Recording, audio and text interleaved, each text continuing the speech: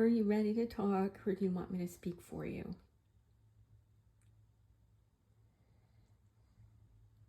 I think his ego is bruised, so I will speak for him. And this can be a bit of a PSA as well. Yesterday, Amour got beat up by a tomcat, a big orange tomcat. So you can see here, he's got a little spot right there. He's got some spots on his face. And because he was scratched very much in his eyes and the cat bit, I'm not going to touch his ears because it's inside of his ears. I don't know how the cat did it. There's a bite on his paw. There's obviously this spot there. There's spots inside his ear. His left ear is a little more damaged, so he's kind of been protecting it. Yeah, the cat bit his ear, scratched him up, scratched up his face. I don't know where the cat went. Been looking all over for it. I don't know if he retaliated. I know my friend was freaking out and said, I think he got him, but I don't know. The cat disappeared. So the cat may have been playing possum in the backyard for a small amount of time for us to get the dogs away. I as you know, I'm a pet sitter, and a friend brought over a dog for me to take care of during the day, and ended up having to take him back to her place because of what happened yesterday in my backyard. Yeah, so as we all know, as you should know if you don't know, any kind of injury to a dog's eye is considered an emergency. And the crazy thing is we don't have an emergency vet close to here. We're supposed to have one open, and I thought maybe it was already open, so I went driving towards the area where I was told where it was, and of course it's not open until October. So I had already called my vet tech on call, and she said that she could call a vet to come in. So as I'm trying to figure out what to do, whether I drive an hour or 2 hours to an emergency vet, that's going to cost me thousands of dollars. So thankful that she called when she did.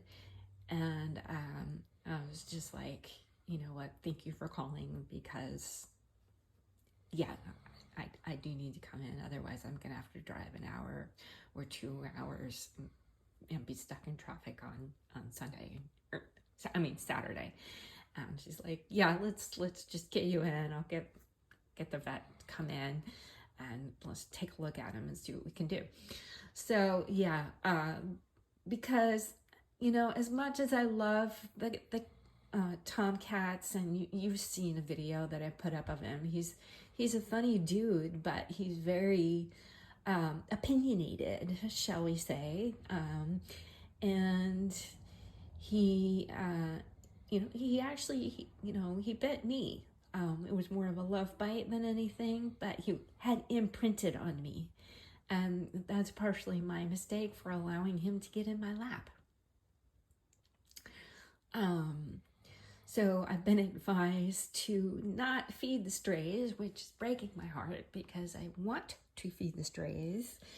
But I'm told, and I've checked him more regularly, and he had flea dirt on him, and this is in the span of, the last time I think I checked him for fleas was maybe a few weeks ago, just a few weeks. You guys, it happened really, really fast. So yeah, he's back on Bravecto. I try to be as natural as possible with dealing with these things. He does have a Serestro collar on, but I'm going to tell you what the vet told me. When you have a Husky, the Serestro collars sometimes aren't the best because they need to be in contact with the skin for them to be effective.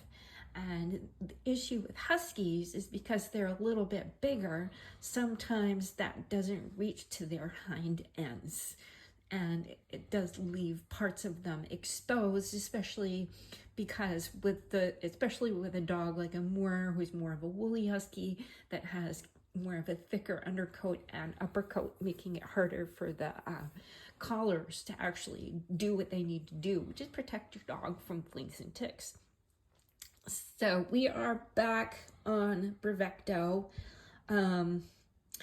He's fine today. In the past, maybe I'm wondering if something that he's allergic to chicken, as I said. So maybe he had some chicken on the same day that he had the Bravecto.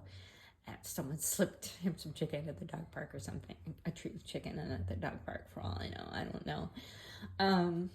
It happens, you guys. As you know, we don't go to the dog park anymore. I take him for walks more than anything, or quick hikes. But now that he's not feeling very well, we're doing just quick walks. We're not doing full out hikes right now. Because Huskies really do feel the need of something to do. And he, I think, is embarrassed because he can't see as well as he normally does because his eyes are a little clouded by, he has a little infection because the cat got him really good. I shouldn't laugh, but I mean, man, that little tomcat really, I'm sorry, buddy. He's like, Mom, can you stop talking about it, please? It's so embarrassing. So just be aware of that. And I'm going to do a few different PSAs for this time of year to watch out for because it is fall. And yeah, so yeah, make sure you get your dog into the vet as soon as possible. It is an emergency visit if their eyes get affected, like if they get into a fight at the dog park, if your cat scratches your dog's eyes, if you unintentionally, something falls and hits their eye and you don't mean for it to happen. Obviously, sometimes, accidents just happen and it's no one's fault. But anything that ever happens to their eyes, you need to make sure that you get them into the vet as soon as possible. Okay, thanks for watching. Bye.